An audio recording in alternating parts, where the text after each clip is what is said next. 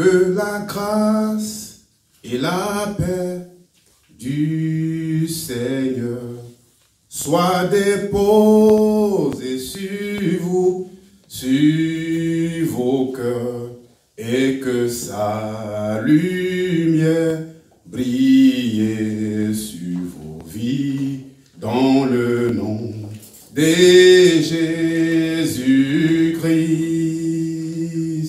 Que la grâce, la paix du Seigneur soit déposée sur vous, sur vos cœurs, et que sa lumière brille sur vos vies dans le nom de Jésus-Christ. Que la grâce, la paix du Seigneur soit déposée sur vous, sur vos cœurs, et que sa lumière brille sur vos vies dans le nom de Jésus-Christ. Amen. Amen. C'est un chant de grâce, hein, de bénédiction. Amen, amen. Recevez-le bien. Amen. Amen. Amen. Mon introduction ce matin, mon thème, c'est une introduction à la théologie. La théologie, c'est l'étude de Dieu. Mais ce que nous allons développer, c'est le sous-thème, c'est s'approcher de Dieu afin de mieux le comprendre. Amen. Amen. Est-ce que vous comprenez Dieu? Ah. Faut mieux le comprendre avant de le connaître, ou faut le connaître avant de le comprendre? Amen. Amen. Si tu ne comprends pas quelque chose, comment tu veux savoir ce qui se passe? Des fois, on ignore certaines choses, on veut connaître rapidement. Et des fois, la connaissance qu'on a, elle n'aboutit pas bien à ce qu'on attend. Mais quand on comprend, quand on connaît la chose, quand on va à profondeur, c'est là qu'on commence à avoir les éléments qu'il nous faut pour pouvoir vraiment être dans cette situation, savoir si c'est vrai ou faux. Amen. Amen. Donc, mon introduction ce matin, c'est la Bible révèle Dieu comme étant le seul être infini et éternel. Je vais vous parler de Dieu ce matin. J'espère que tout le monde connaît Dieu. Tout le monde a entendu parler de Dieu. Amen. Amen. Dans la théologie, c'est l'étude sur Dieu.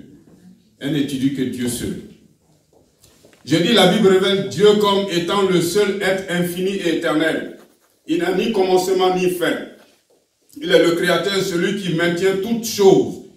Il est l'intelligence suprême, le juste maître de son univers. Il est la vie et la source de la vie. L'homme ordinaire ne peut pas connaître Dieu par son intelligence. Et nous voyons dans Job 11, 7, il est dit, prétends-tu sonder les pensées de Dieu, parvenir à la connaissance parfaite du Tout-Puissant? Dans la Bible, Dieu s'exprime comme une personne et ne peut être connu que par révélation ou réalisation divine. Dans l'Ancien Testament, il s'est révélé par ses prophètes. Dans le Nouveau Testament, il se révèle à travers son Fils Jésus-Christ. Après avoir autrefois, à plusieurs reprises et de plusieurs manières, parlé à nos pères par les prophètes, Dieu dans ces temps nous a parlé par le Fils. Il a établi héritier de toutes choses. Par lui, il a aussi créé l'univers. Le Fils est le reflet de sa gloire et l'empreinte de sa personne. Et il soutient toutes choses par sa parole puissante. Il a fait la purification des péchés et s'est assis à la droite de la majesté divine dans les lieux très hauts. Amen. Amen. Hébreux 1, 1 à 3. Le sujet de la théologie, c'est Dieu.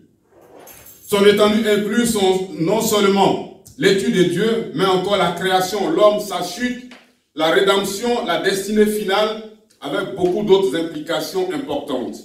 L'idée générale qu'on a de Dieu est que l'attitude qu'on a envers lui sont les facteurs déterminants dans l'édification de la vie et du caractère. Il est donc évident que l'étude de la théologie étant un privilège suprême qu'un devoir inéluctable. Dans cette étude, Cette réside l'espoir d'acquérir une juste compréhension de Dieu. On peut trouver une attitude correcte envers Dieu dans un esprit ouvert, dans un cœur qui cherche la vérité et dans une volonté obéissante. Le privilège et le devoir d'étudier la théologie s'appliquent tant aux ministres qu'aux laïcs. Cette introduction à la théologie nous permet de connaître la personne de Dieu, sa personnalité, ses attributs, le comprendre et savoir qui il est. Amen. Amen. Amen.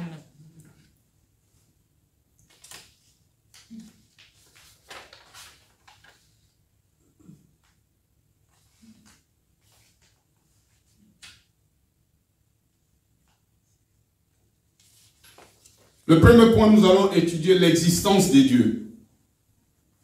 L'existence de Dieu. Or, il est impossible de lui être agréable sans la foi, car il faut que celui qui s'approche de Dieu croit que Dieu est, et qu'il est le rémunérateur de ceux qui le cherchent. Hébreux 11, 6. Dans aucun de ces textes, la Bible ne tente de prouver ou d'argumenter sur l'existence de Dieu.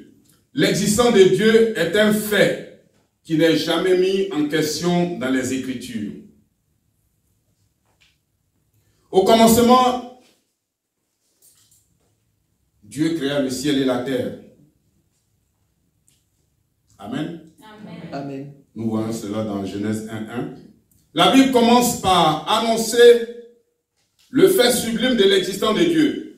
Il existe néanmoins des arguments en faveur de l'existence de Dieu. Ils n'ont pas d'autres ambitions que d'être matière à réflexion. Nous ne cherchons pas ici à prouver l'existence de Dieu, car la foi doit garder sa raison d'être.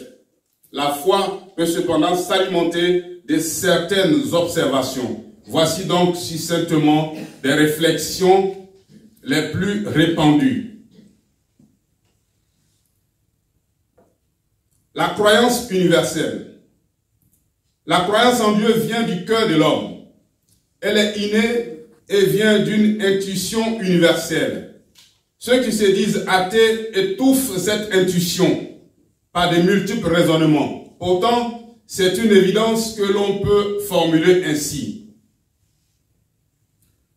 En tout temps, en tout lieu, au milieu de chaque civilisation, des hommes se sont inclinés en adorant le Créateur de l'univers. Aujourd'hui encore, dans des milieux où ne subsiste plus aucune superstition du passé, on trouve la foi au Créateur. Parmi les savants contemporains, des renommées internationales, on trouve aussi des croyants, à l'exemple de Francis Collin, qui a été le maître des recherches sur le génome humain aux États-Unis.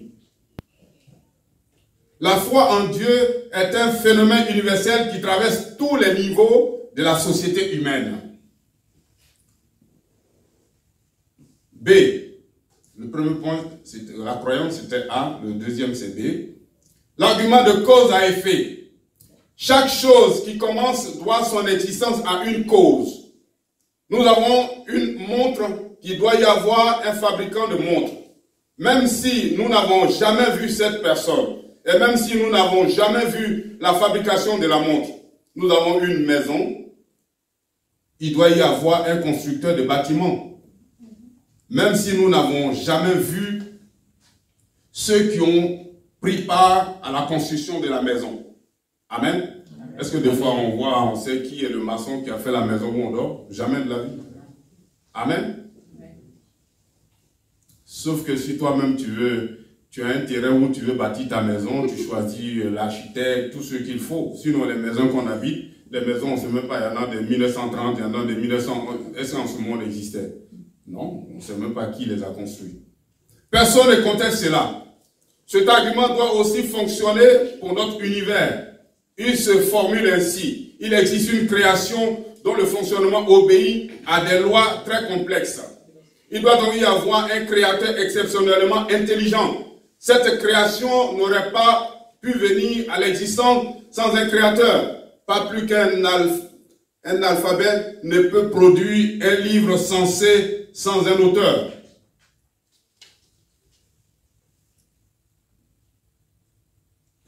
l'argument de l'anthropologie.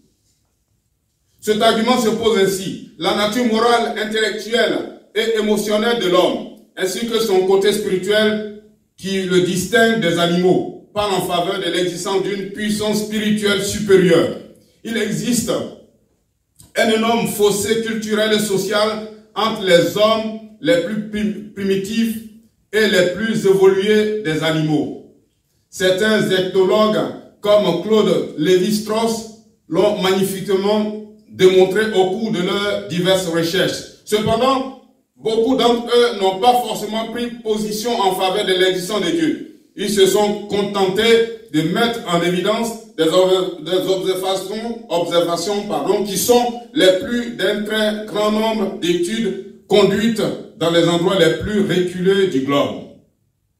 Ils ont pu découvrir que même parmi les peuplades humaines les plus primitives, on trouve des particularités provenant d'une morale sociale bien supérieure à celle des animaux les plus évolués. La Bible est le Christ qu'elle révèle. C'est l'argument du domaine du merveilleux et des sommets spirituels rencontrés à travers la Bible. Il peut se résumer ainsi. La naissance miraculeuse de Jésus, sa vie sans péché, ses paroles si profondes de spiritualité, ses miracles rapportés par beaucoup d'hommes, sa mort expiatoire, sa résurrection, toutes ces choses rendent un témoignage éclatant au Créateur. Les apôtres de Jésus ont tout perdu sur cette terre et certains y ont laissé leur propre vie. Tout cela pour prêcher le fait de la résurrection de Jésus, dont ils ont eu des preuves visibles et tangibles. Si cela avait été une histoire montée de toutes pièces, il y en aurait eu au moins un qui se serait rétracté devant les souffrances. Mais bien au contraire, ils ont préféré perdre leur vie terrestre du moment, plutôt que de renier la résurrection corporelle de Jésus-Christ. Tous ces faits, ainsi que le témoignage des Écritures, expriment la réalité des dieux. Amen. Amen. Vous avez compris? Amen. Amen. Ok. Mais je vais vite ou je raconte. J'espère que vous comprenez mes mots. Amen. Amen. Alléluia. Amen. Je parle de la résurrection des apôtres, etc. Si c'était de l'histoire, il y en a qui allaient fuir. Même aujourd'hui, on voit parmi même les politiciens ou parmi, il y en a qui disent non, je ne suis plus avec lui. Et c'est lui qui commence à raconter ce qu'il a vu avec son pote. Amen. Si c'était au pareil au temps de Jésus, on allait voir quelques-uns qui allaient dire non, non, celui-là c'est un menteur. Non, non, non, il n'est pas Dieu, il n'est pas machin. Mais ce n'a pas été le cas. D'autres ont donné leur vie, d'autres on les a sciés. D'autres ils sont morts, pendus, la tête en bas. Ils n'ont pas considéré leur vie terrestre, ils ont préféré la vie céleste pour raconter les faits réels de la résurrection de Jésus-Christ. Amen. Amen. 2. La personnalité de Dieu. Car ils racontent eux-mêmes quel accès nous avons auprès de vous et comment vous vous êtes convertis des idoles à Dieu pour servir le Dieu vivant et vrai. 1 Thessaloniciens 1, 9. La Bible révèle que Dieu a une personnalité. Il est appelé le Dieu vivant et vrai. Amen. Amen. Dieu a une personnalité comme vous et moi.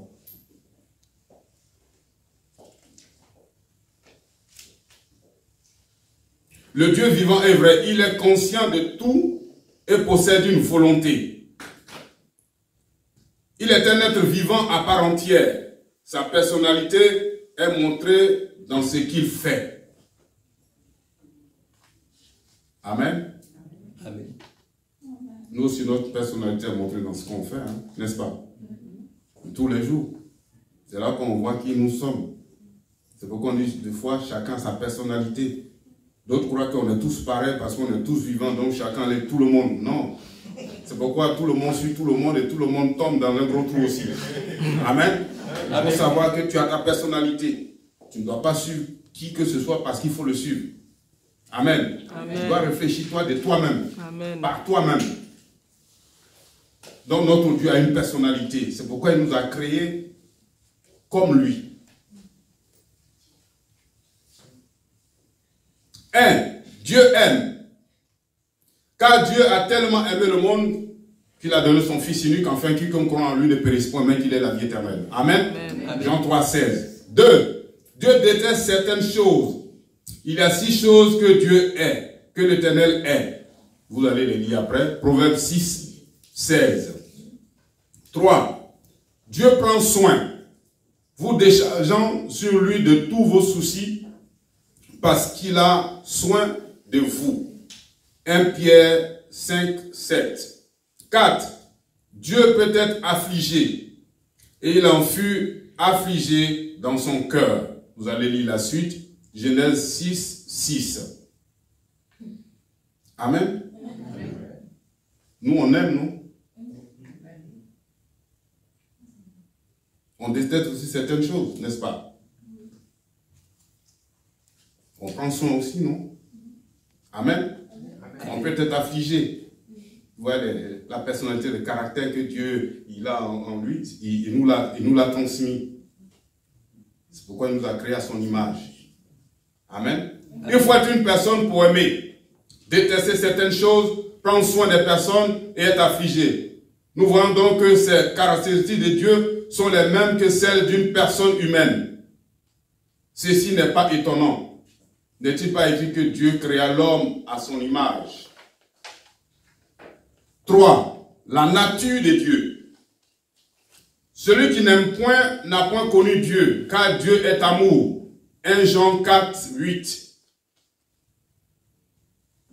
Définition. Il y a 4 définitions de Dieu dans la Bible. Dieu ne pouvant être entièrement défini, elles sont incomplètes, cependant elles jettent une lumière sur la nature de Dieu. 1. Dieu est amour. 1 Jean 4, 8. C'est la nature de Dieu, dans sa compassion et son empathie avec la nature dont il est le créateur. 2. Dieu est lumière. 1 Jean 1, 5. C'est la nature de Dieu dans son caractère absolu. Tout l'objet de la recherche spirituelle est de trouver la lumière divine. Amen. Amen. Amen. Vous ne vous rendez pas compte qu'il y en a qui cherchent la lumière? Il y a des gens qui cherchent la lumière, les religions, je ne sais pas quoi on dit, on cherche la lumière. Eux, ils cherchent la lumière, je ne sais pas quelle lumière, mais nous, notre lumière, la lumière de Dieu, c'est une lumière que quand tu trouves, elle te change, elle te transforme. Amen. Amen. Amen. C'est lui celui qui peut changer un voleur à un prédicateur. Un marabout ou quoi que ce soit ne peut jamais changer quelqu'un pour qu'il un voleur, pour qu'il devienne plus tard un prédicateur. Jamais de la vie. Amen. Amen. Donc notre Dieu, il est capable de beaucoup de choses, de nous transformer par sa lumière divine. 3. Car notre Dieu a aussi un feu dévorant. Hébreux 12, 29. C'est la nature de Dieu dans sa sainteté. En fin de compte, ce qui subsistera, c'est ce qui est selon la nature divine. Ce qui est authentique, ce qui est bon et ce qui est éternel. 4. Dieu est esprit. Jean 4, 24. C'est la nature de Dieu dans son essence. C'est pourquoi il a dit, celui qui veut adorer Dieu l'adore en esprit, en vérité. Parce que Dieu, il est esprit. Attributs de Dieu. Les attributs de Dieu révèlent encore davantage sa nature unique. Ce sont des qualificatifs qui n'appartiennent qu'à lui. Ne pensez pas que ces attributs soient abstraits. Ils sont plutôt des moyens par lesquels sa nature est dévoilée. 1. La vie appartient à Dieu. Il est éternel. Son nom à travers toute la Bible est l'Éternel. Car comme le Père a la vie en lui-même, il a aussi donné au Fils d'avoir la vie en lui-même. Jean 5, 26. La vie dont il est question ici va bien au-delà de la vie biologique. Nous le voyons dans le contexte. En vérité, je vous le dis, que celui qui écoute ma parole et qui croit à celui qui m'a envoyé a la vie éternelle. Et il ne vient point en jugement, mais il est passé de la mort à la vie. Jean 5, 24. Dieu est l'auteur de la vie. Amen. Amen. 2. La toute connaissance appartient à Dieu. Il est omniscient. Notre Seigneur est grand et d'une grande puissance. Son intelligence est infinie. Psaume 147, verset 5. 3. La toute-puissance appartient à Dieu. Il est omnipotent. Amen. Amen. La toute-puissance appartient à Dieu. Mais d'où vient-il que des hommes disent sont trop puissants plus que les autres? Amen. Amen. Vous n'avez jamais entendu des gens qui se tapent la poitrine, je suis le plus fort, je suis... Et puis quelques jours après, il disparaît. Donc en ce moment, Dieu il est le seul, le plus fort. Amen. C'est lui qui nous communique la force. Donc il est mieux que nous nous rapprochions de lui. Pour à notre tour protéger, être fort dans tout ce que nous allons traverser. Amen. Alléluia. Amen. Il a la connaissance sur tout. Il est omniscient. 3. La toute-puissance appartient à Dieu. Il est omnipotent. Et j'entendis comme la voix d'une grande multitude, comme le bruit de grosses eaux, et comme la voix des grands tonnerres qui disaient « Alléluia, car il règne le Seigneur Dieu, le Tout-Puissant. » Apocalypse 19, 6. 4. Dieu est partout à la fois. Il est omniprésent. Amen. Amen. Dieu est partout à la fois. Peut-être des fois on se trompe, on dit, on se cache quelque part, on fait notre truc. Oh, il ne m'a pas vu. Amen. Amen. Mais la Bible dit, il est partout en même temps. Amen. Il est avec nous ici, il est en Inde en ce moment, il est aux États-Unis, il est sur toute la planète. Amen. Amen.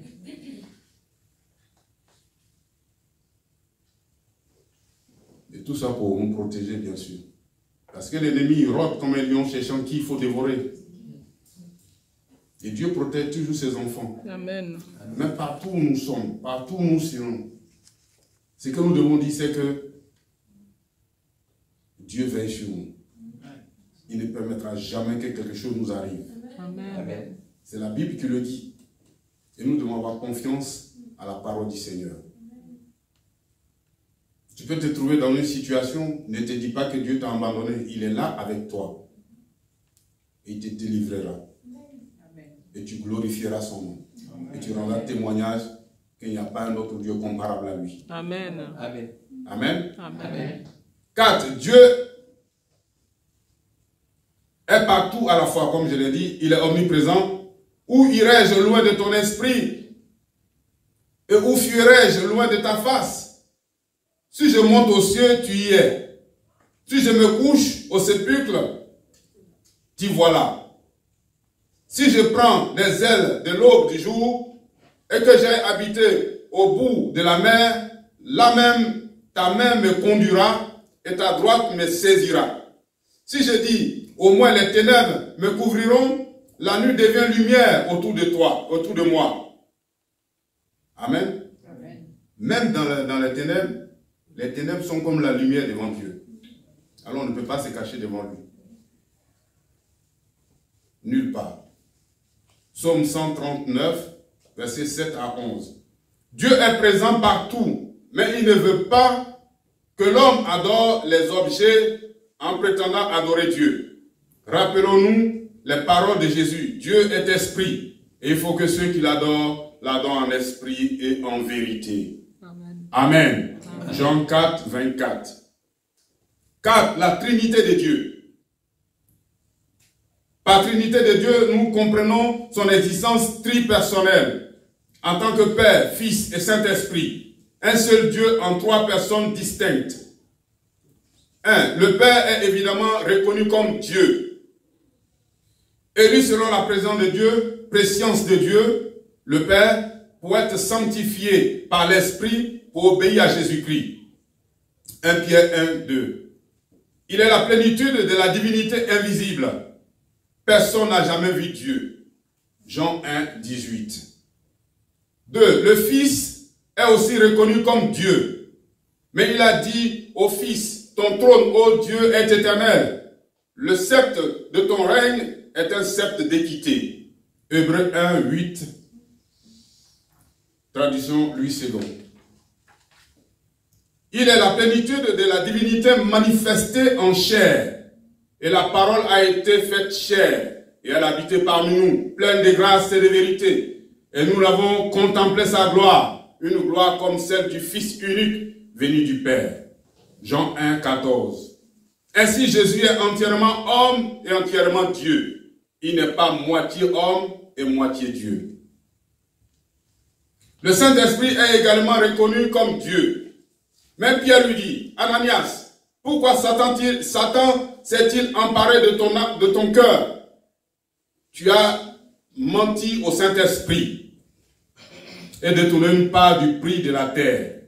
Si tu l'eusses gardé, ne le demeurait-elle pas? Et l'ayant vendu, son prix n'était-il pas à ton pouvoir? Comment as-tu résolu cette action dans ton cœur? Ce n'est pas aux hommes que tu as menti, mais à Dieu. Acte 5, 3, 4. Ici, Pierre explique dans un premier temps à Ananias qu'il a menti au Saint-Esprit en prétendant avoir fait don de tout le fruit de cette vente. Ensuite, Pierre déclare que c'est à Dieu qu'Ananias a menti. Ananias pensait avoir seulement menti à des hommes, mais en mentant au Saint-Esprit, il a en réalité menti à Dieu. Par cette dernière affirmation, Pierre déclare du même coup que le Saint-Esprit est Dieu. Amen. Amen. Amen. Amen. Amen. Ça dort, on dirait.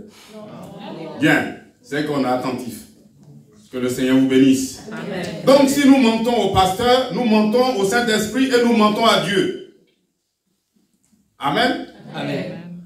Puisque Pierre, il était apôtre, il représentait le Seigneur. Puisque aujourd'hui, les serviteurs de Dieu, Dieu dit c'est ses serviteurs, ils représentent Dieu ici. Donc si je viens, comme on le disait tout à l'heure, la dîme, si je viens et que ma dîme, je la fais à moitié, entre moi et moi-même, c'est-à-dire on est caché quelque part, toi tiens, la moitié, je la mets à côté, après on se voit, et le reste, je vais donner. Mais Dieu, il a vu. Amen. Amen. Donc, raison pour laquelle d'être correct, d'être sincère, d'être franc dans tout ce qu'on fait. Parce que tout ce qu'on fait est sous la loupe de Dieu. Étant enfant de Dieu, nous devons savoir que le Saint-Esprit est là avec nous. Amen. C'est pourquoi il nous dit des fois, ce n'est pas qu'il va nous punir, mais il a dit de se repentir quand on fait quelque chose. Et on est pardonné automatiquement. Amen. Le Saint-Esprit est la plénitude de la divinité agissant sur l'homme, le convaincant de son péché. Toutefois, je vous dis la vérité. Il vous est avantageux que je m'en aille. Car si je ne m'en vais pas, le consolateur ne viendra point à vous. Et si je m'en vais, je vous l'enverrai. Et quand il sera venu, il convaincra le monde de péché, de justice et de jugement. Jean 16, 7 à 8. Il guide aussi les croyants dans toute la vérité. Mais quand celui-là, l'Esprit de vérité sera venu, il vous conduira dans toute la vérité, car il ne parlera point par lui-même, mais il dira tout ce qu'il aura entendu et vous annoncera les choses à venir. Jean 16, 13. 4. Traces de la divinité dans l'Ancien Testament. On trouve aussi quelques traces de la divinité dans l'Ancien Testament. Tout d'abord, dans le livre de la Genèse, où nous découvrons que le nom le plus général de Dieu est Elohim. Un mot au pluriel. Puis Dieu, Elohim, dit, faisons l'homme à notre image, selon notre ressemblance. Genèse 1, 26. Donc Dieu nous a créés selon sa ressemblance. Amen. Amen. Nous ressemblons à Dieu, hein, n'est-ce pas? Amen. C'est vrai ou faux? L'emploi de la première personne du pluriel dans cette phrase prononcée par Dieu, faisons l'homme, notre ressemblance, nous place déjà sur cette piste. Dieu n'est pas tout à fait seul. Il existe en parfaite symbiose avec le Fils, le Saint-Esprit. Cependant, ces trois aspects de Dieu forment un seul Dieu et non pas trois dieux. Le Saint-Esprit est aussi mentionné dans l'acte de création. Or, la terre était informe et vide, et les ténèbres étaient à la surface de l'abîme, et l'Esprit de Dieu se mouvait sur les eaux. Genèse 1, 2.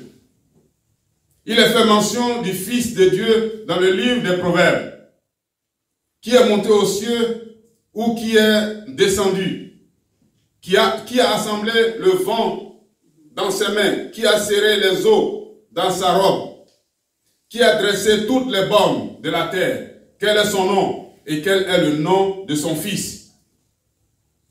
Le sais-tu? Proverbe 34. Amen. Amen. On arrive au milieu, hein? Je vois que ça sommeille là. Que le Seigneur nous aide. Amen. Amen. Nous devons comprendre qui est Dieu afin de l'adorer, n'est-ce pas? Amen. Si je n'ai pas compris qui est Dieu, ses attributs, sa personnalité, je vais croire que c'est un Bouddha quelque part ou un, c'est pas moi. Non. Que je comprenne celui que j'adore. Que je comprenne c'est qui. Amen. Amen. Ne vous inquiétez pas, on va finir tout à l'heure. Que le Seigneur nous aide. C'est pourquoi j'ai dit c'est l'introduction à la théologie, à la théologie qui est l'étude sur Dieu. Donc l'étude sur Dieu, ben, ça prend beaucoup de choses. Il faut comprendre qui est Dieu avant de l'adorer. Il faut savoir qui il est. Peut-être on peut te trahir dehors, dire, eh, toi ton Dieu là il fait comment? Est-ce qu'il prend des machettes pour taper? Parce que j'ai vu dans une église, il prend des machettes, il dit, il charge Satan en train de taper, pom, pom, pom, pom. D'autres même ils font des choses bizarres. Si tu ne connais pas Dieu que tu adores, mais tu vas te retrouver là, tu vas croire que c'est la vérité. Oh, c'est du mensonge. Donc, comprends qui est Dieu que tu adores. Qu'est-ce qu'il peut faire? Sa personnalité. Comme ça, quand on te parle d'un autre Dieu sorti de nulle part, tu sais que toi, ton Dieu, il a une personnalité. Il est capable de beaucoup de choses. Il raisonne comme toi. Il aime, il déteste certaines choses. Amen. Amen. Amen. Il faut le comprendre cela. Que le Seigneur nous aide. Des fois, pour lire la Bible, on peut la lire, mais si on ne la comprend pas, il faut demander au Saint-Esprit, parce qu'il y a des choses qu'il faut comprendre. Des fois, quand on lit la Bible, je fais juste une petite parenthèse, des fois, quand on lit la Bible, il faut se poser des questions. Et quand vous, par exemple, quand vous voyez un verset, on dit Jean 3, 16 ou machin, mais prenez tout le verset qui est en haut d'abord. Prenez tout ce qui a été dit avant qu'on arrive au verset qui a été cité. Et comme ça, vous comprenez mieux. Et quand vous ne comprenez pas, vous cherchez quel est le verset qui va avec. Comme ça, ça vous permet d'être clair. Posez-vous des questions sur la parole de Dieu. Il ne faut pas la lire comme un roman, comme un journal. Non, posez-vous des questions. Réfléchissez. Qu'est-ce qu'il a voulu dire par là? Qu'est-ce qui a fait que Dieu a écrit ça? Qu'est-ce qui a fait que son intervention a été ainsi? Et comme ça, vous comprenez, l'Esprit est là, il vous éclaire, et vous savez que votre Dieu, il est capable. Amen. Amen. Amen. Que le Seigneur nous aide encore une fois. Amen. Amen. Nous allons voir dans Ésaïe 48, 12, 16. Il y a aussi un texte où l'on peut discerner la Trinité de Dieu. Dans ce texte, c'est Dieu le Fils qui parle. Au verset 16, il dit que le Seigneur l'Éternel l'a envoyé avec son esprit. Il ne faut aucun doute que celui qui parle est Dieu et qu'il parle de deux autres composantes de la Trinité. Écoute-moi, ô Jacob, Israël, que j'ai appelé, c'est moi qui suis le premier et je suis aussi le dernier. Ma main aussi a fondé la terre et ma droite a étendu les cieux. Je les appelle et les voici tous ensemble. Assemblez-vous tous et écoutez. Qui d'entre eux a annoncé ces choses? Qui a annoncé celui que l'Éternel aime? Qui fera sa volonté contre Babel et servira son bras contre les Chaldéens? C'est moi. C'est moi qui ai parlé et qui l'ai aussi appelé. Je l'ai fait venir et ses descendants lui réussiront. Approchez-vous de moi, écoutez ceci. Dès le commencement, je n'ai point parlé en secret. Depuis que la chose existe, je suis là. Et maintenant, c'est le Seigneur, l'Éternel et son Esprit qui m'envoie. Amen. Amen. On va arriver juste là où il y a les noms de Dieu. Comme ça, vous allez comprendre les noms de Dieu. Dieu a beaucoup de noms. Comme ça, ça va vous aider. Jéhovah Jireh, Jéhovah Rapha, voilà. Comme ça, ça vous permet, ça correspond à bien de situations. Confirmation de la Trinité dans le Nouveau Testament. La doctrine de la Trinité est confirmée dans le Nouveau Testament. En Matthieu 3, 16, 17. 3, 16, 17, nous assistons au baptême de Jésus. Le Père parla par une voix du ciel et le Saint-Esprit descendit comme une colombe. Et quand Jésus eut été baptisé, il sortit aussitôt de l'eau et à l'instant les cieux s'ouvrirent à lui. Et il vit l'Esprit de Dieu descendre comme une colombe et venir sur lui. Et voici une voix des cieux qui dit, celui-ci est mon Fils bien-aimé en qui j'ai pris plaisir. Ensuite, selon l'ordre de la mission donnée par Jésus, les croyants doivent être baptisés au nom du Père et du Fils et du Saint-Esprit. Il y a encore des gens qui veulent être baptisés ici. Il y a des gens qui sont prêts pour être baptisés. Amen. Amen. Alors soyez prêts alors. Soyez prêts pour entrer dans la famille de Dieu. Amen. Jésus a donné l'ordre. Il a dit que vous soyez baptisés au nom du Père, du Fils et du Saint-Esprit. Matthieu 28, 19. Dans la formule de salutation qui termine la seconde épître aux Corinthiens, on retrouve la Trinité, la grâce du Seigneur Jésus-Christ, l'amour de Dieu et la communication du Saint-Esprit soit avec vous tous. Amen. Amen. 2 Corinthiens 13, 13. Enfin, l'homme fait à l'image de Dieu est aussi une créature unitaire, l'esprit, l'âme et le corps. Amen. Amen. Le savez-vous? On a en 3 parties aussi. Hein? L'esprit, l'âme et le corps.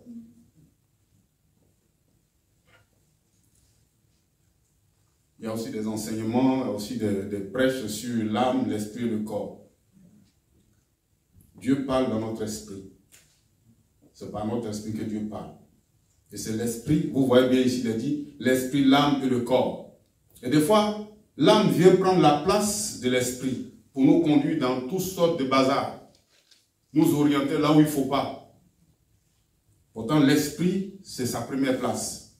Parce que Dieu parle dans notre esprit. C'est par l'esprit que Dieu parle. Et le corps, il est en dernière position. Et quand il est livré à lui-même, oulala, allez-y voir quelque chose. Amen. Amen. Mais si ces 3 entités sont réunies, l'esprit, l'âme et le corps, alors on se comporte correctement. Des fois, l'autre veut prendre la place de l'autre. C'est comme des gens qui se bagarrent. Hein? On dit, bon, moi je suis premier avant. On dit, non, non, c'est pas toi. L'autre vient, le corps dit, non, c'est moi. Et quand vous allez en chemin, vous voyez qu'il y a des gens qui sont dégarnis, qui ont dégarni leur corps, mais c'est le corps qui a pris la première place. Une fois, j'allais au travail, dans le métro, j'ai vu un monsieur, il s'est rasé toute la tête et il a fait je ne sais pas si c'est Satan, mais il a fait un truc avec des cornes comme ça, sur sa tête, partout, le visage. Vous trouvez que si c'était l'esprit qui commandait, qui dirigeait, est-ce que le corps allait lui pousser ce dernier à dire dessine le diable sur ta tête et ainsi de suite? Non. Une fois que l'esprit est en communion avec Dieu, on marche correctement. Amen. Amen. On ne fait pas les choses qu'on voit aujourd'hui qui se font. Si le corps il donne des ordres et que l'esprit n'est pas dirigé par Dieu, ne reçoit aucun message de la part de Dieu, c'est le désordre. Donc c'est pourquoi nous les chrétiens, il faut que ce soit l'Esprit de Dieu qui nous guide, qui nous dirige, afin que nous sachions que faire et où aller. 5. Nous allons voir la grâce de Dieu. Quand vous êtes sauvés par la grâce, par le moyen de la foi, et cela ne vient pas de vous, c'est le don de Dieu. Ce n'est point par les œuvres, afin que personne ne se glorifie. Éphésiens 2, 8, 9. Pourquoi s'arrêter sur la grâce de Dieu dans un cours de théologie? Comme je l'ai dit, c'est un coup, hein, une introduction.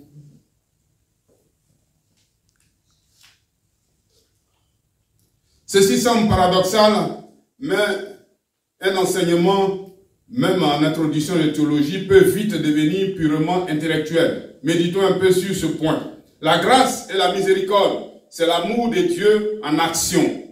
Montrer de la miséricorde avec amour, c'est la grâce. Dieu a montré de la miséricorde mêlée d'un amour illimité lorsqu'il a envoyé son Fils pour porter nos péchés sur la croix. Car Dieu a tant aimé le monde qu'il a donné son Fils unique, afin que quiconque croit en lui ne périsse point, mais qu'il ait la vie éternelle. Amen. Amen. C'est par amour que Dieu l'a fait pour nous sauver.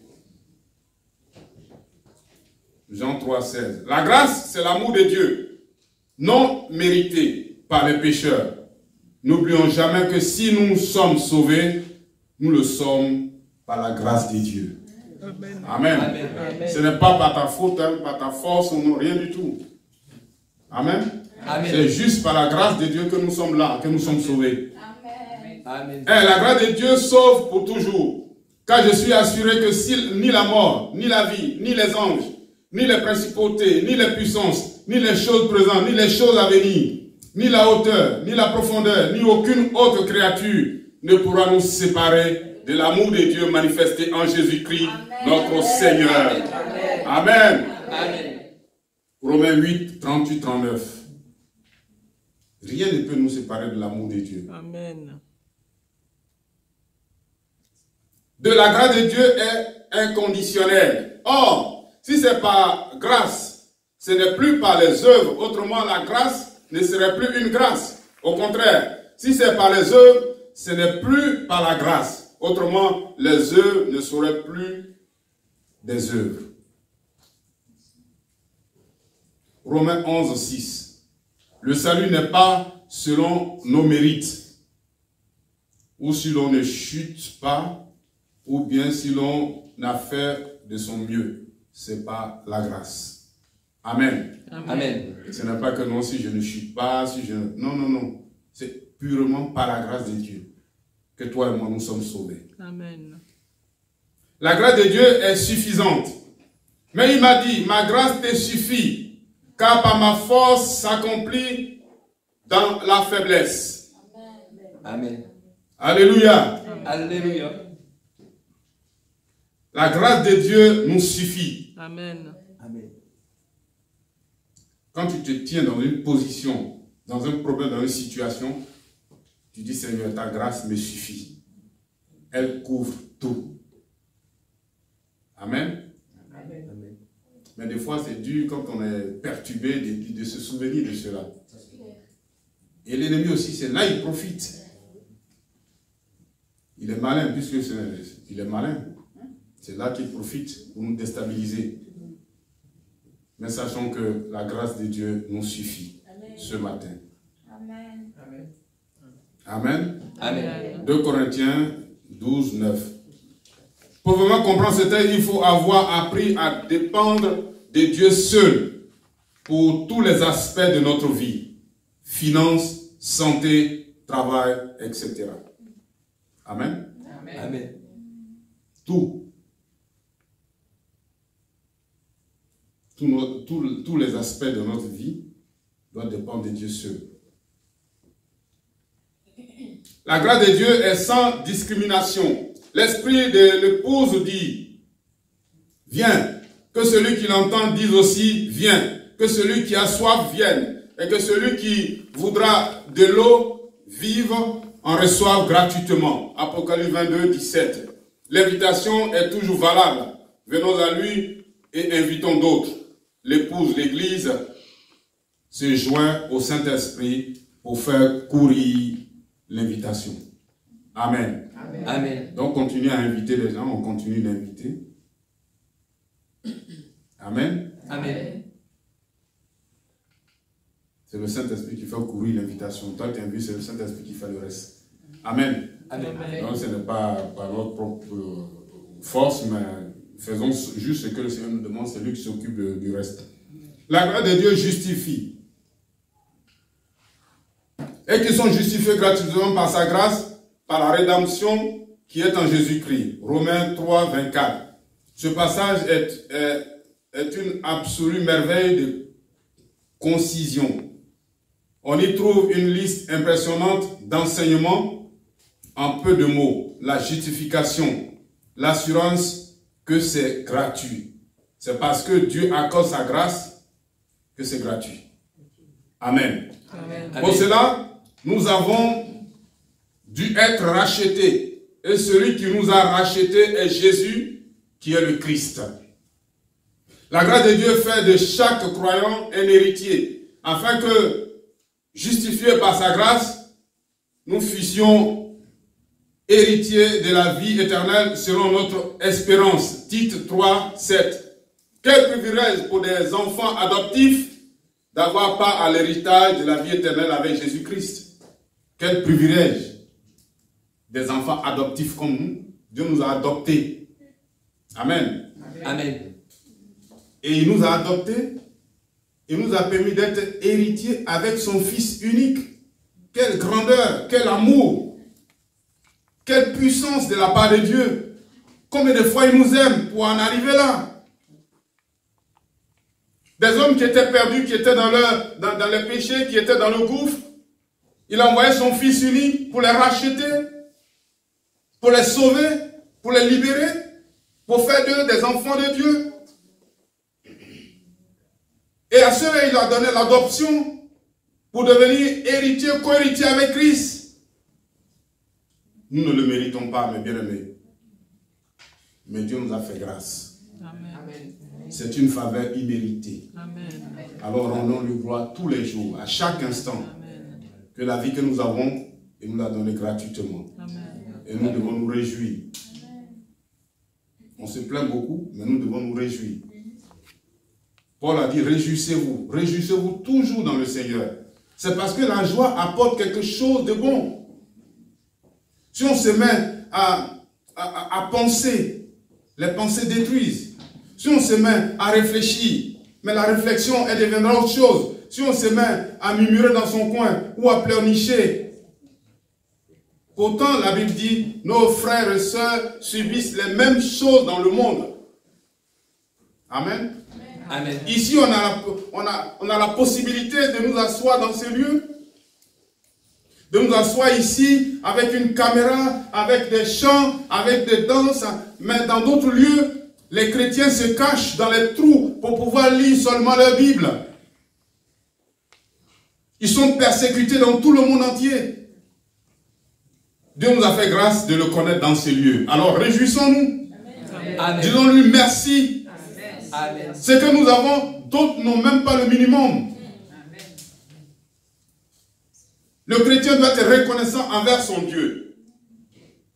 Quelle qu'en soit la situation, il nous a donné les procédures. Il nous a dit qu'est-ce qu'on doit suivre pour recevoir de sa part ce que nous avons besoin de recevoir.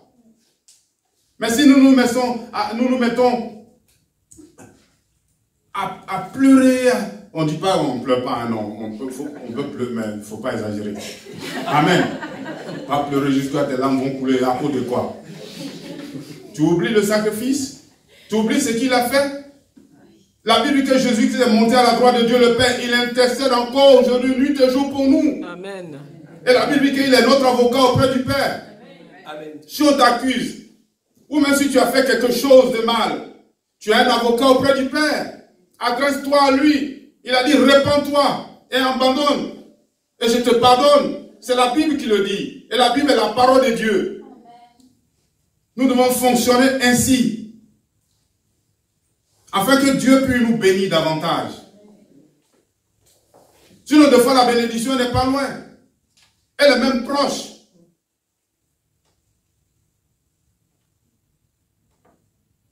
Marie et Aaron, ils ont murmuré lorsque Moïse était monté sur le mont Sinaï pour recevoir les 10 commandements de Dieu. Et c'est le frère de Moïse même qui a pris les bijoux pour faire un veau d'or. Aaron. Aaron, c'est ça. Amen. Alléluia. Amen. Il a oublié que son frère était là-haut. Et qu'il était en contact avec Dieu parce qu'il voulait descendre pour aider le peuple à comprendre comment il faut marcher avec Dieu.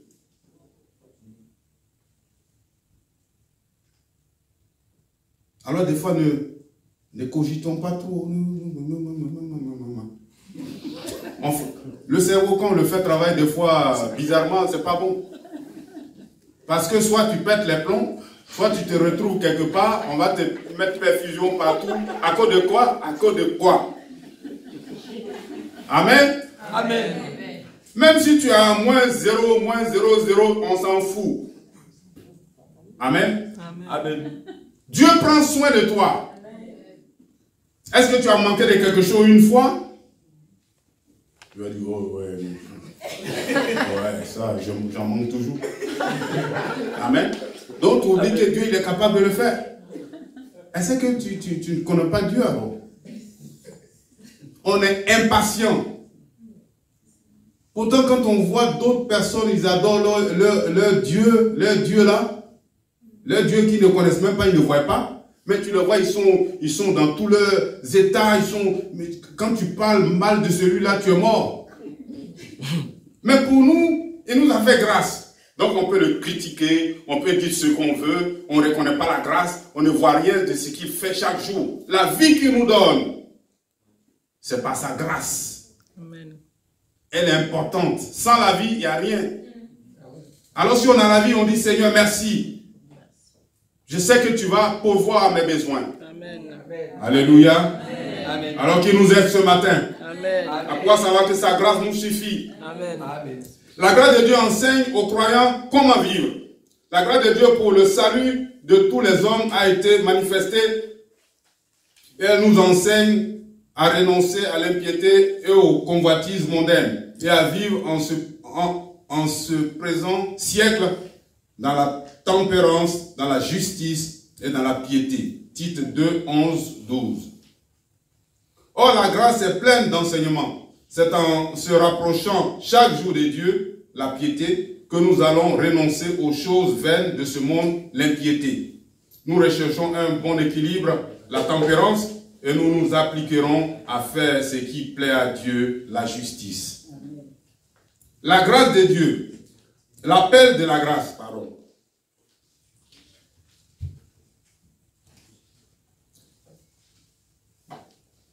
Faire la théologie n'est pas seulement apprendre des choses intellectuellement. Il faut aussi accepter personnellement cette grâce de Dieu. Ensuite, il convient de la partager avec d'autres. Nous devrons nous sentir concernés par la grâce de Dieu, car nous en sommes bénéficiaires.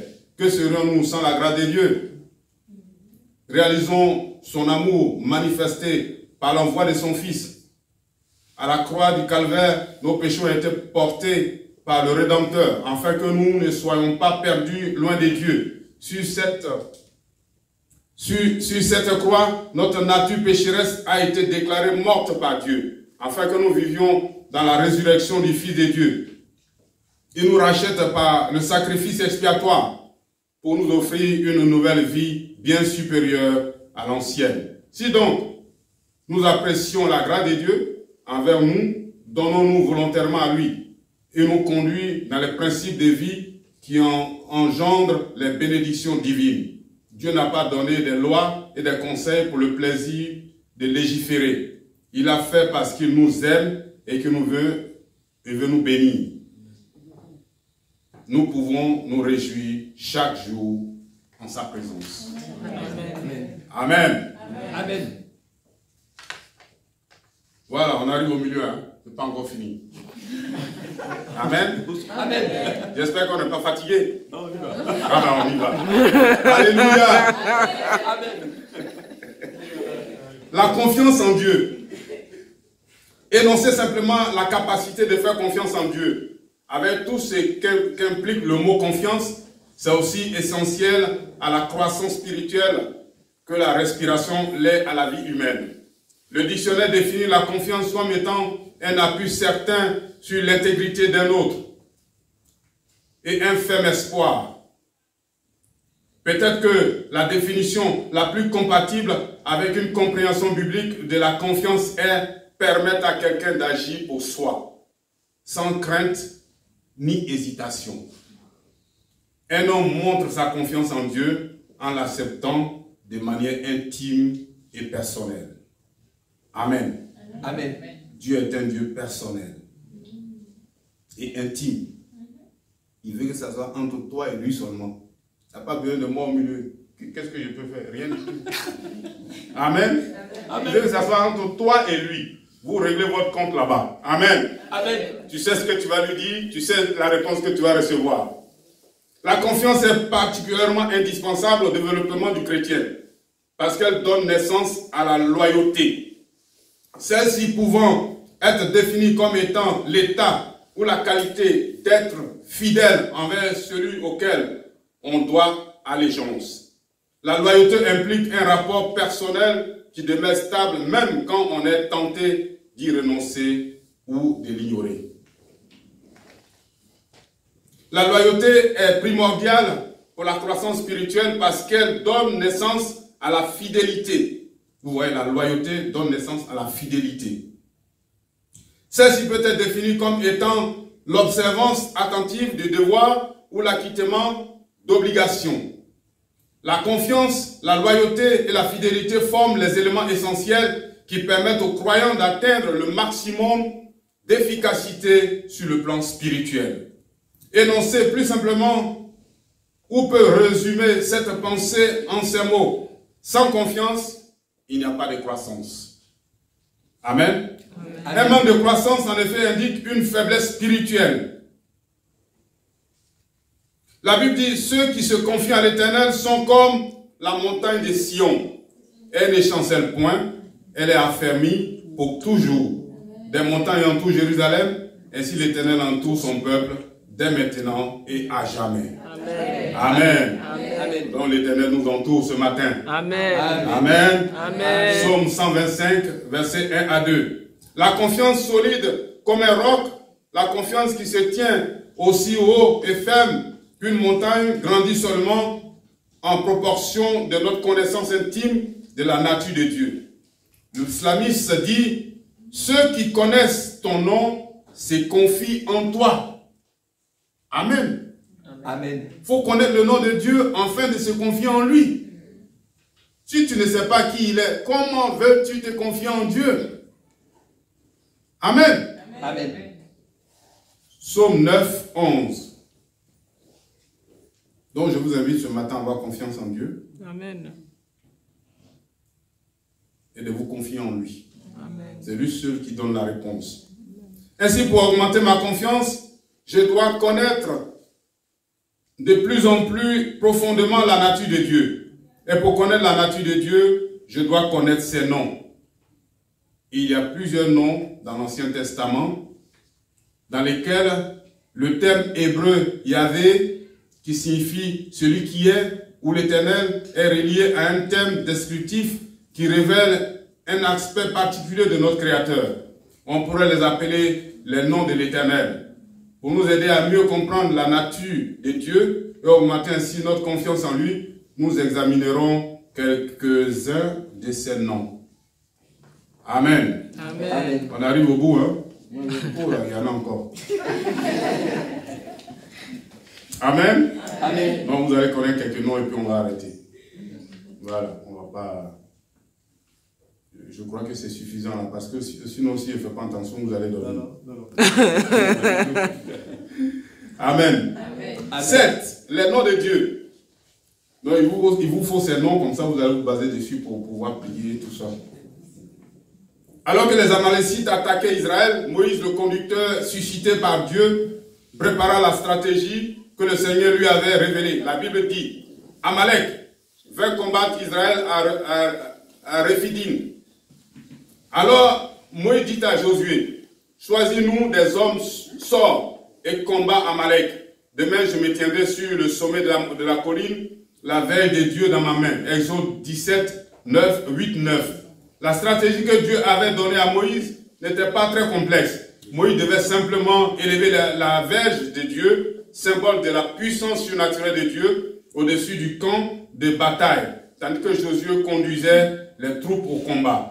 Au début de la bataille, la stratégie avait réussi, mais pendant un temps seulement, lorsque Moïse élevait sa main, Israël était le plus fort. Et lorsqu'il baissait sa main, Amalek était le plus fort. Exode 17, 11.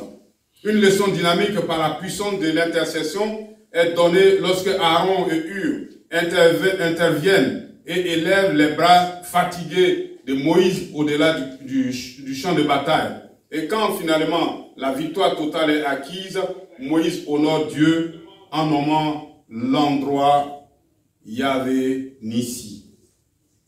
La Bible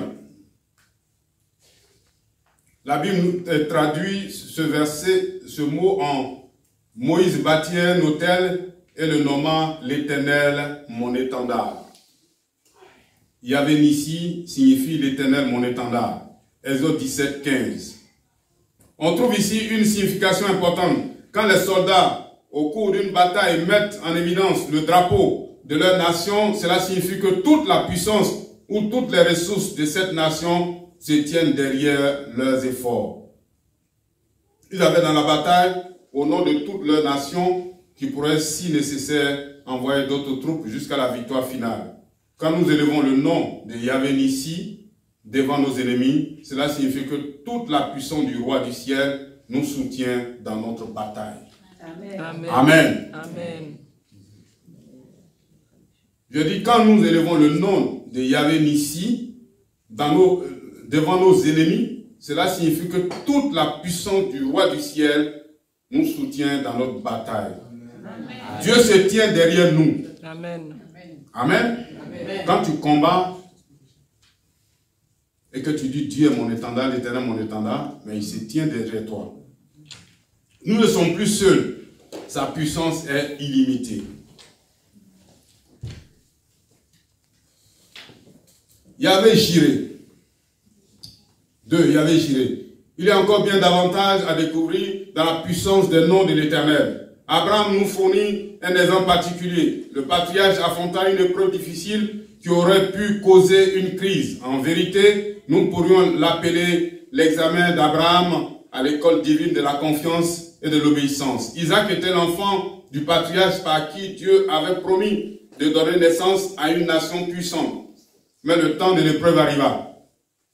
À propos de cette épreuve, il lui dit, Abraham, et il répondit, mais voici Dieu.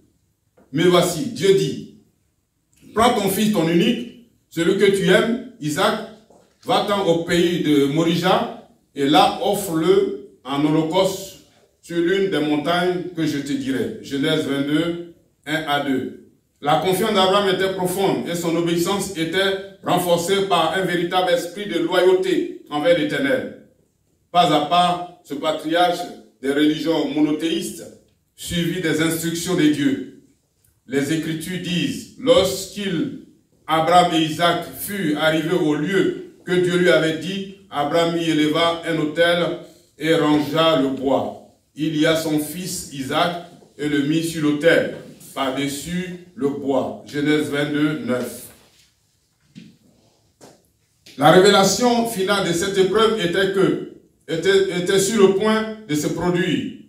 Jusqu'où Abraham porterait-il son engagement à l'obéissance?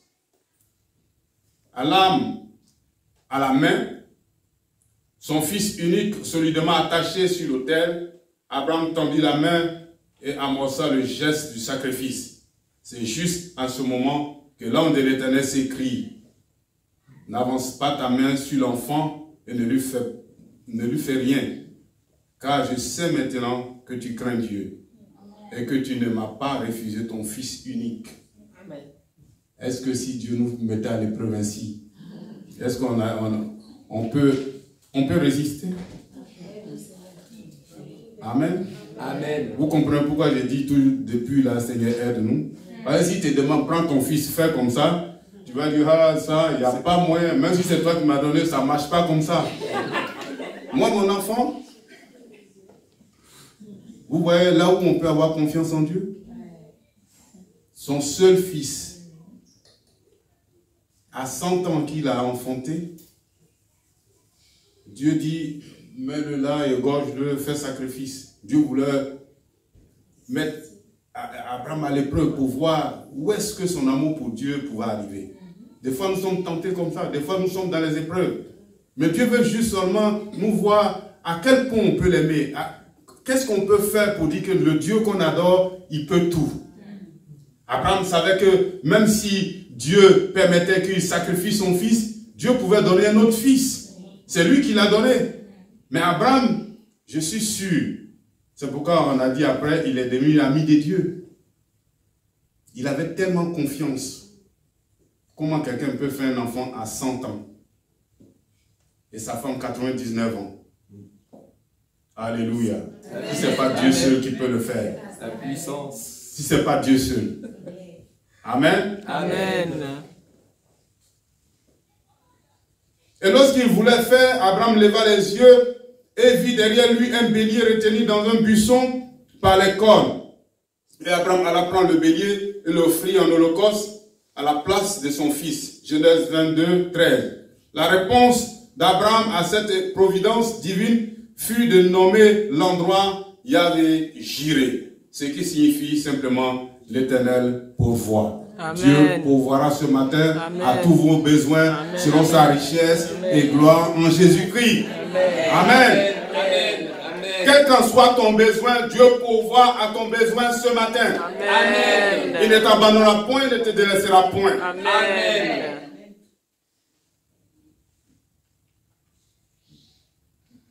On a vu Élie. Même les corbeaux sont venus le nourrir. Il a tellement, je ne sais pas comment il a bu, mais il a bu tout le fleuve. On dit que le fleuve était devenu sec. C'est là que Dieu l'a pris, il l'a envoyé à Sarepta.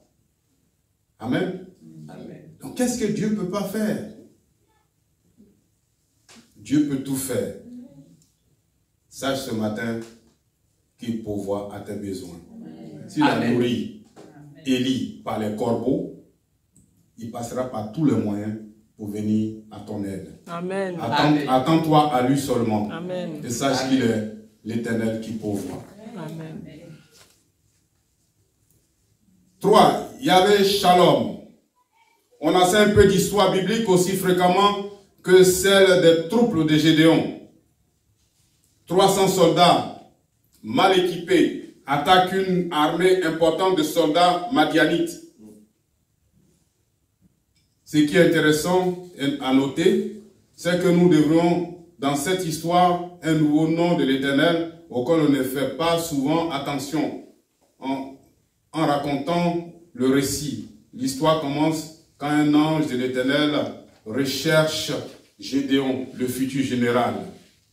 Il était un général trouillard. Il avait peur. Amen. Amen. Des fois, ça nous arrive comme ça, on a tellement peur, on tremble devant les situations. Je suis sûr que Dieu même s'est là à rigoler. Il dit, mais je t'aime, je suis là, je suis capable. Mais des fois, en face des situations, on tremble, on a toujours peur. Amen. Amen. Nous voyons l'histoire de Gédéon dans Juge 6, 11. Bien sûr, Gédéon n'étant pas ce que l'on pourrait appeler un membre courageux de l'armée israélite.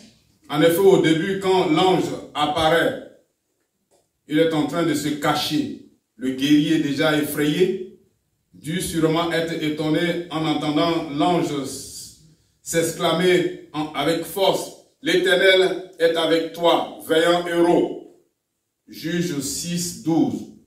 Humainement parlant, on ne peut être blâmé, on ne peut guère être blâmé Gédéon pour sa crainte. Après tout, c'était sûrement un fait notoire dans le camp israélite que les Madianites avaient rassemblé une armée redoutable de 135 000 hommes. Et les Israélites, ils n'avaient que seulement 32 000. Donc vous voyez, la différence, elle est énorme. Voilà pourquoi Gédéon a tremblé. Et Dieu lui a dit, ma paix est avec toi. L'Éternel est paix. Yahweh, shalom. Que la paix de Dieu soit avec toi ce matin. Amen. Amen. Là où il y a des craintes, il y a des situations difficiles, où tu es effrayé, où tu trembles en face des situations, Yahweh, shalom. l'Éternel est ta paix ce matin. Amen. Amen. Tu reçois la paix de Dieu pour être fort, pour marcher dans la victoire. Amen. Pour que le nom de Dieu soit glorifié au travers de toi. Amen. Je saute, hein, je saute. Vous avez tous les versets. Je saute. Ouais, parce que sinon, vous allez dormir. Hein. Il y en a encore. Hein. Je vais juste donner les noms et puis voilà, on va finir. Il y avait Shalom, ce qui signifie l'Éternel est paix. Amen. Amen. Posséder une paix venant de Dieu surpasse toute compréhension. C'est ce qui permet d'aller à la victoire avec Dieu à ses côtés. Amen. Amen. Yahweh Shkenu. Yahweh Shkenu. Amen. Il y a encore bien davantage à comprendre au sujet de la nature de Dieu en étudiant ses noms. Il est, par exemple, impossible de comprendre la nature de Dieu sans se faire une bonne idée de sa sainteté. Dieu est absolument parfait dans sa pureté et incompatible dans son intégrité. Il est l'essence même de tout ce qui est juste et bon. À cause de ceci, toute notre justice doit découler de lui. Le prophète Jérémie mentionne le nom puissant de Dieu, Yahweh Shkenu, qui nous rappelle que Dieu est la source de notre justice. La Bible dit, voici, les jours viennent, dit l'Éternel, où je susciterai à David un germe juste. Il régnera en roi et prospérera. Il pratiquera la justice et l'équité dans le pays. En son temps, Judas sera sauvé. Israël aura la sécurité dans sa demeure. Et voici le nom dont on l'appellera, l'Éternel, notre justice. Amen. Amen. Yahweh Shkenu. Dieu est ta justice ce matin. Amen. Amen. Quelque part, si on t'a empêché d'être dans la justice des hommes. Des fois, les gens, ils ont des problèmes à la justice ou même avec des gens. Et on fait tout pour qu'ils n'aient pas gain de cause. Ça, on voit ça beaucoup. Que Dieu soit ta justice ce matin. Amen. Dans ton travail, partout. Amen. Amen. Qu'on ne te mette pas de côté et on ne prenne pas ton subordonné qui ne connaît rien pour le mettre au devant de toi. Que Dieu soit ta justice ce matin. Amen. À tous les niveaux. Amen. Amen. Amen. La justice signifie le caractère de ce qui est droit ou moral.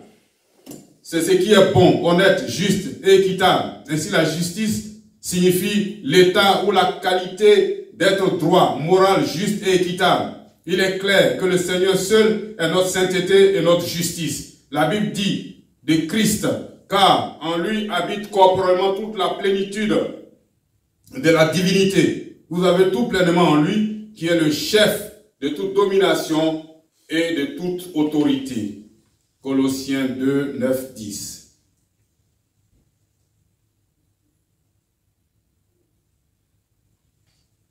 Amen. Amen.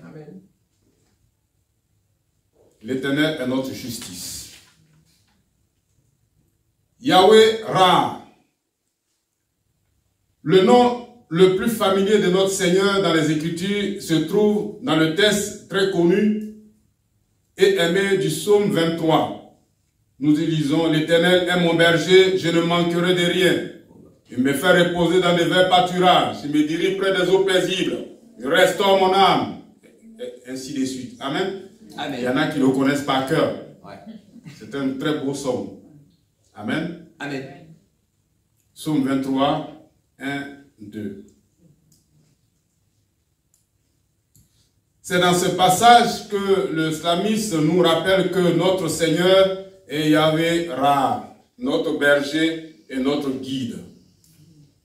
Dieu est ton berger ce matin, Amen. qui te guide sur toutes les voies, Amen. partout où tu voudras passer. Amen. Que tu ne suives pas les conseils des hommes, mais que tu suives le bon berger Amen. et qui te conduise Amen. Amen. et que tu remportes toujours la victoire. Amen. Amen. Amen. Toujours la victoire. Amen. Parce que l'Éternel est notre berger, notre confiance ne peut qu'augmenter. 6.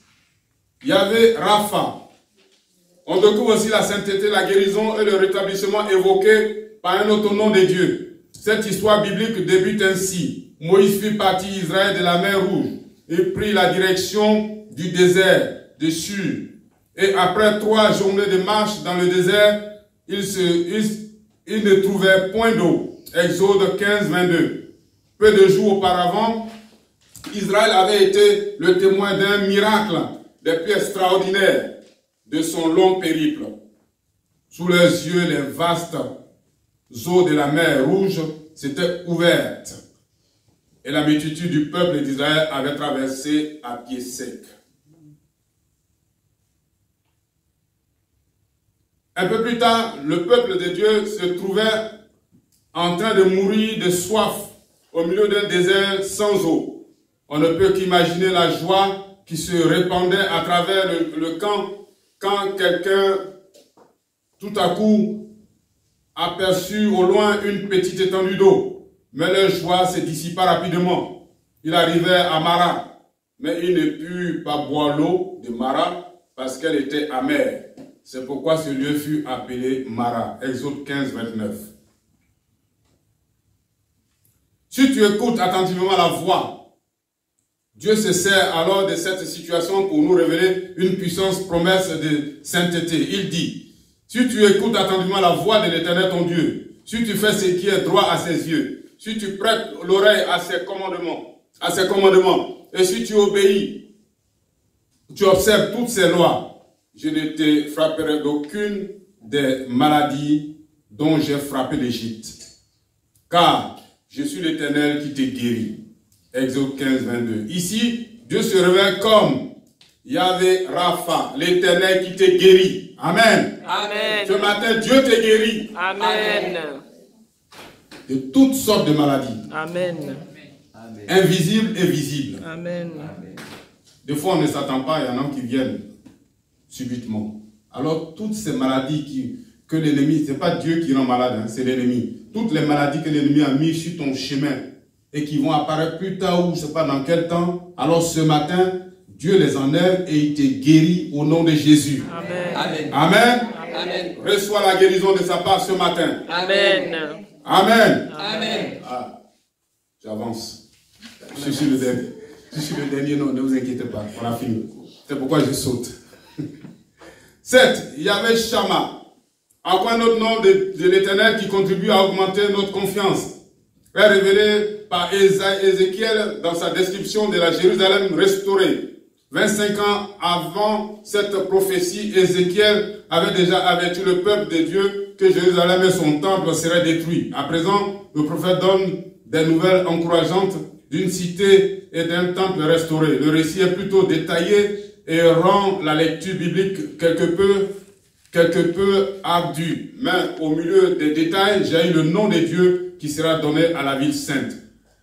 Décrivant une Jérusalem restaurée, la prophétie d'Ézéchiel se termine ainsi. Et dès ce jour, le nom de la ville sera « L'Éternel est ici ». Ézéchiel 48, 35. Ce nom en hébreu est Yahvé Shama. Pensons-y, l'Éternel est ici. Amen. Amen. L'Éternel est à Bethel. Amen. Amen. L'Éternel est avec nous. Amen. Amen. Partout où tu mettras le pied, l'Éternel sera avec toi. Amen. Il faut que tes ennemis comprennent cela et qu'ils prennent la fuite. Au nom de Amen. Jésus. Amen.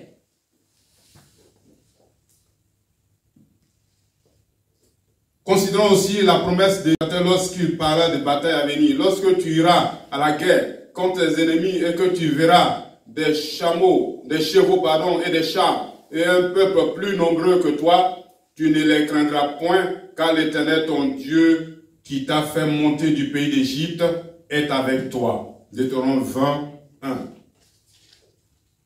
3 versets plus loin, nous lisons, car l'Éternel notre Dieu marche avec nous pour combattre vos ennemis, pour vous sauver.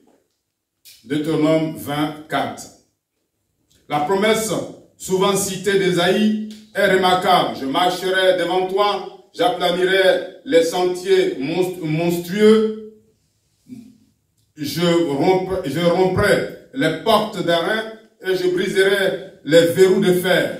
Je te donnerai des trésors cachés, des richesses enfouies. Amen. Amen. Dieu il va te donner des trésors cachés, ça ne te dit rien. Amen. Amen. Amen. Ou bien c'est trop loin. C'est pas trop loin. Dieu va me donner à quel temps, à quel moment. Des fois, on se pose des questions. Ça fait longtemps que j'attends. Il dit les trésors cachés. Mais quand est-ce que j'aurai ces trésors? Je joue au loto depuis, je ne gagne pas. Je cherche par tous les moyens l'argent, mais d'où sortira ce trésor? Amen. Amen. L'or et l'argent appartiennent à Dieu seul. Amen. Amen. Ésaïe 45, 2, 3. On trouve dans le Nouveau Testament, en Matthieu 18, 20, l'équivalent du Yahvé Shama d'Ézéchiel. Ici, notre Seigneur raconte, car là où 2 ou 3 seront assemblés à mon nom, je suis au milieu d'eux. Amen. Donc ça veut dire, Yahvé Shama, Dieu est ici. Amen. Amen. Amen. Commençons par nous présenter la naissance d'Emmanuel, Dieu avec nous. L'évangile selon Matthieu termine ainsi. Et voici, je suis avec vous tous les jours jusqu'à la fin du monde. Amen. Amen. Dieu est avec nous jusqu'à la fin du monde. Amen. Alors, arrête de pleurer et dis que Seigneur, tu es avec moi. Amen. Réponds à mes prières. Amen. Amen. Amen. Matthieu 28, 20. Conclusion, enfin. Ce passage des psaumes résume bien ce qu'apporte la présence de Dieu dans la vie de ceux qui lui font confiance. Ceux qui se confient en l'Éternel sont comme la montagne de Sion. Elle ne chancelle point, elle est affermie pour toujours. Des montagnes entourent Jérusalem. Ainsi l'Éternel entoure son peuple, dès maintenant et à jamais. Psaume 125, versets 1 à 2. Une pleine compréhension de la vraie nature de Dieu, comme elle nous est révélée par ses nombreux noms, devrait nous remplir d'une confiance revigorée. Après tout, Dieu n'est pas seulement celui qui nous protège ou nous pardonne éternellement. Il est aussi celui qui nous donne la paix, qui pourvoit à nos besoins, nous guide et nous guérit. Mais mieux que tout, Dieu est avec nous. Amen. Amen. Il est celui qui demeure éternellement. Un fait qui ne peut qu'augmenter notre confiance. Connaître Dieu, c'est lui faire confiance. Augmenter notre confiance intime de Dieu, c'est augmenter notre connaissance. Augmenter notre connaissance intime de Dieu, c'est augmenter notre confiance. Il n'est guère étonnant que le psalmiste ait écrit « Ceux qui connaissent ton nom se confient en toi ». Amen. Amen. Est-ce que tu connais le nom de Dieu? Tu es sûr de tous les noms que j'ai cités, tu n'as pas loupé un? Parce que tu dis, il devient long le mec. Ah ouais. Ils ont aussi, le passé, il ne dure pas comme ça. N'est-ce pas? Mais il faut bien, comme c'est de Dieu on parle, mais il faut bien éclairer les choses. J'ai même raté beaucoup pour ne pas prendre tout le temps. Amen. Amen. Avec tous ces versets, mais faites vous-même vos propres opinions dans la Bible. Allez-y, fouettez, regardez, et vous allez voir que Dieu est bon. Amen. Amen. Et qu'il est avec nous, Amen. qu'il ne nous lâchera pas, nous n'abandonnons jamais. Quelles qu'en soient nos difficultés, quels qu'en soient nos problèmes, quels qu'en soient ce que nous sommes, ne nous accusons pas nous-mêmes. Toujours mettons les choses au pied de la croix de Christ. Amen. Amen. Et Dieu pourvoira nos besoins. Amen. Et nous allons voir la gloire de Dieu pour le rendre témoignage. Amen. Alors ce matin, qu'il nous bénisse et qu'il nous garde dans sa confiance Amen. totale et dans son amour. Amen. Au nom de Jésus. Amen. Amen. Amen.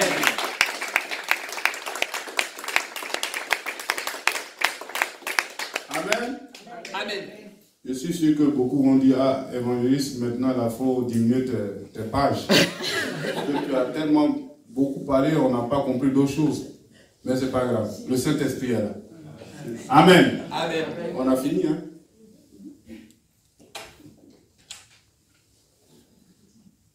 On peut tous se lever, s'il vous plaît, on va faire le final.